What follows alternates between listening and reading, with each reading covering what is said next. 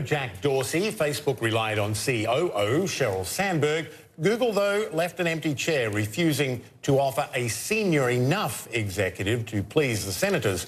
Twitter stock fell 6% after Dorsey spoke to the Intelligence Committee, admitting his company hadn't done enough to detect fake users.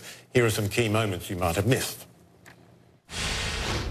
You solemnly swear to give this committee the truth, the full truth, and nothing but the truth, so help you God. I'm deeply disappointed that Google, one of the most influential digital platforms in the world, chose not to send its own top corporate leadership to engage this committee. Because I know our members have a series of difficult questions about structural vulnerabilities on a number of Google's platforms that we need answers for. Russia used social media as part of, and I quote, a comprehensive and multifaceted campaign to sow discord, undermine democratic institutions, and interfere in U.S. elections and those of our allies. We were too slow to spot this and too slow to act. That is on us. We must ask the question, what is Twitter incentivizing people to do or not do, and why? The answers will lead to tectonic shifts in Twitter and our industry operates. We don't think it's a question of whether regulation. We think it's a question of the right regulation that supports users, is transparent, and doesn't squash innovation. And we're happy to work with you on the proposal. And we should mention that Google did send a vice president, but the committee wanted senior level executives, those who were in charge of making decisions for the company. Now, as that testimony was taking place on Capitol Hill, the Justice Department said it is concerned tech companies have gotten too big and could be censoring certain political opinions. So what does all mean for Silicon Valley? Klon is a senior research fellow at the Heritage Foundation, joins us now live from Washington. Great to have you. First of all, let's get this Google thing out of the way. Does it hurt Google to not be there? And what questions did they might perhaps miss getting asked? Yeah, I mean, look, Google made a strategic decision, and they obviously thought that they were better served by not being there.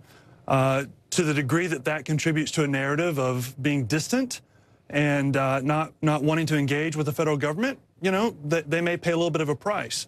Had they been there, they almost certainly would have gotten questions about their decision to not partner with the Department of Defense going forward on their program called Project Maven, and then possibly with reported stories about them wanting to go into China with a government-approved and censored search. So they may have just made a decision that it was better not to have to field those questions than to be there and have to deal with that. What did you think of Facebook's Sandberg and Twitter's Dorsey's answers to the committee that, you know, they are doing the best they can to prevent foreign influence in U.S. elections?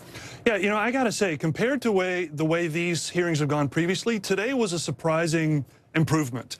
I thought the senators, as well as Mrs. Sandberg and Mr. Dorsey, they were really well informed. The conversation was, I think, sophisticated. I think the witnesses wanted and demonstrated themselves to be responsive.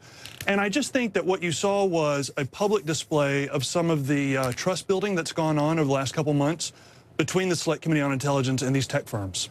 You know, of course, the White House months ago got rid of its, you know, its cybersecurity czar, has not replaced him, which really does send a bit of a message. I'm wondering if you think politicians are doing enough. Is the political will there to tackle this issue the way it needs to be tackled? Yeah, see, I think you're putting your finger on the fundamental point. These companies are getting better at identifying foreign influence operations on their platform. I think that's going to continue to get better.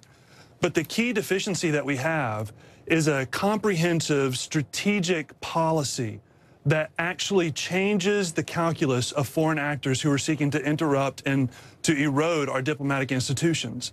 And until we have something like that, all of these things are going to be necessary but not sufficient. We need a strategic policy that actually goes after the heart of the problem. And that's the fact that we have foreign governments who feel a certain level of impunity in interrupting and eroding our democratic institutions. Did it sound like to you that the members of Congress or the senators knew what they were talking about when they were asking these questions to these social media executives? Because, you know, we've seen in the past that it was clear that they were in a different generation that is not used to using social media.